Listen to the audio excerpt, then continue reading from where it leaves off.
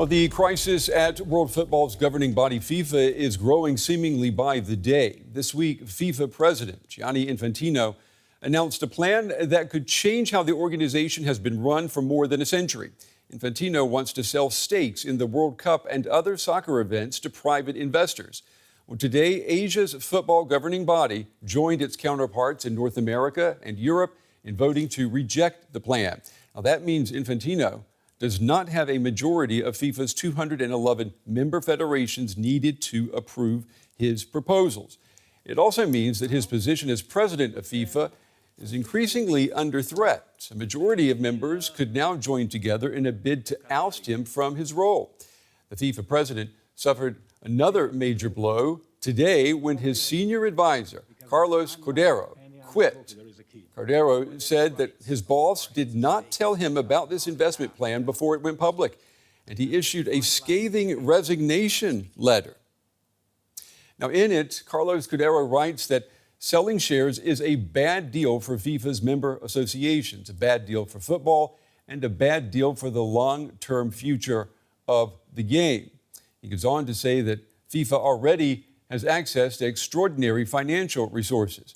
The FIFA president himself has highlighted the $15 billion in revenue generated between 2022 and 2026.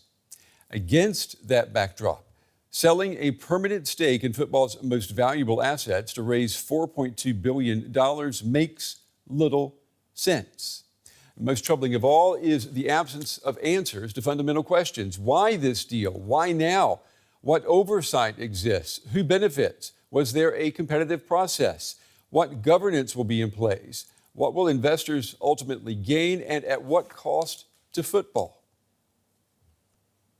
Earlier, I spoke with David Weber from the University campus of football business in Manchester. I asked him whether he thinks Infantino's days are now numbered. Yeah, it's certainly an interesting development, isn't it? What I would suggest is that this feels very much like a few months ago, you may remember that Gianni Infantino awarded the FIFA Peace Prize to Donald Trump. And that also came to a great surprise of senior officials surrounding Infantino himself. And there are several within FIFA's own executive that disagree with this direction, with the series of proposals that have been put forward.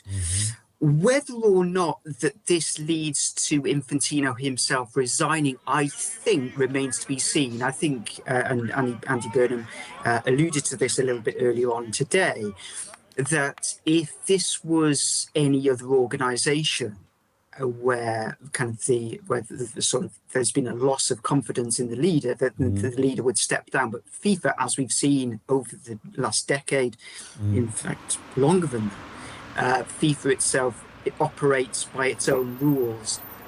I still think it would be unlikely for Infantino to step down.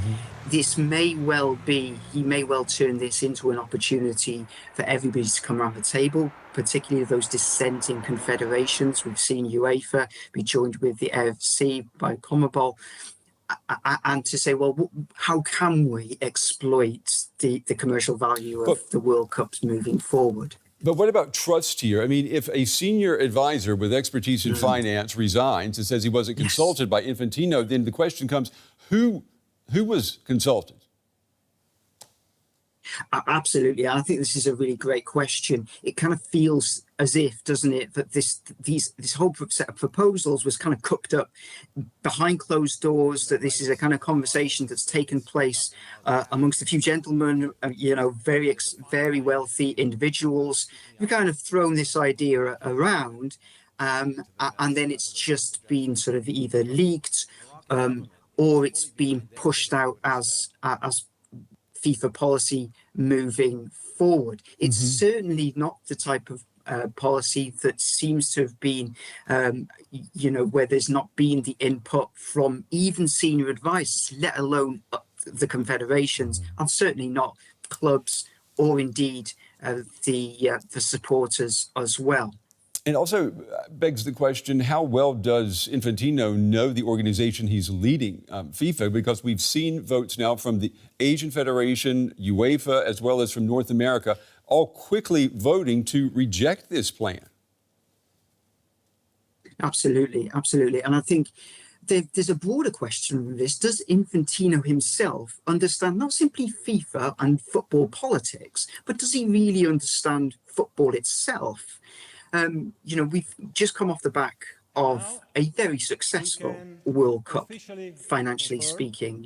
Revenue targets were smashed. There was an $11 billion target. It ended up being $15 billion. FIFA has done very, very well out of the men's World Cup. But that feels as if it was in spite of Infantino and in spite of Trump and in spite of everything else that was going on in terms of the ICE arrest, in terms of the issues around immigration, the backsliding over civil rights of LGBTQ plus communities as well.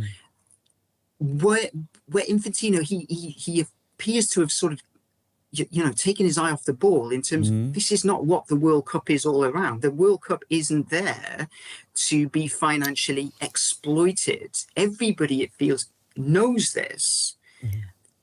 The World Cup is, in a sense, sacrosanct. Football itself, the essence of the game. We've heard an awful lot in the last 48 hours about the soul of football being lost. Yeah.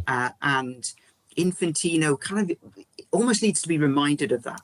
Let me ask you before we run out of time, we got about 30 seconds here. If Donald Trump, if the Trump family were not in this equation at all and this plan had been presented, do you think there would have been such adamant opposition? I still think that there would be adamant opposition. I think that kind of obviously the protagonists do not help in this scenario, but it reminds me a little bit of the European Super League from a few years ago. That involved some very popular clubs across the world, not simply just in Europe, very popular clubs. Yeah, I still think that these proposals would be thrown out. Okay.